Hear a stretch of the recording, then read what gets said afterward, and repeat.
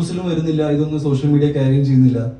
ഞാനിത് വെറുതെ ഞാൻ ഭയങ്കര മോശപ്പെട്ട രീതിയിൽ എൻ്റെ കോ ആക്ടേഴ്സിന്റെ ഗ്രോത്തിൽ അസൂയപ്പെടുന്ന ഒരാളായിട്ട് ഞാൻ എന്തിനു മാറണം? ഞാൻ 2 ദിവസം വെയിറ്റ് ചെയ്ത് ഇതൊക്കെ പറയുമെന്ന് വിചാരിച്ചിട്ടാണ്. പറയുന്നില്ലെങ്കിൽ എനിക്കും ഡിഫിക്കൽട്ടാണ്. ബിക്കോസ് എനിക്ക് തോന്നുന്നത് 2 ദിവസം കഴിഞ്ഞിട്ട് എന്തായാലും ഇതിൽ സിനിമാ മേഖലയിൽ ഇങ്ങനത്തെ കാര്യങ്ങളൊക്കെ സംഭവിക്കുന്നത് ഭയങ്കര മോശമാണ്. അസോസിയേഷനുകളുണ്ട്, ഇതിൽ സോൾവ് ചെയ്യാൻ ആൾക്കാരുണ്ട്, ഇതിൽ ക്രിമിനൽ ഒഫൻസ് ഒന്നും ഇല്ല എന്ന് തന്നെ വിശ്വസിക്കുന്നു. ഒന്നും ഇല്ലാത്തതുകൊണ്ട് സംസാരിച്ച് തീർക്കേണ്ട കാര്യമായിട്ട് ഇത് വരും. ഇത് ഇവൻച്വലി ഇത് സോൾവ് ആവും. പക്ഷെ ഞാൻ എൻ്റെ സുഹൃത്തിൻ്റെ വളർച്ചയിൽ അസൂയപ്പെട്ട ഒരാളായിട്ട് ജീവിക്കാൻ ആഗ്രഹിക്കുന്നു. അത് നിങ്ങൾ ക്ലിയർ ചെയ്യണം.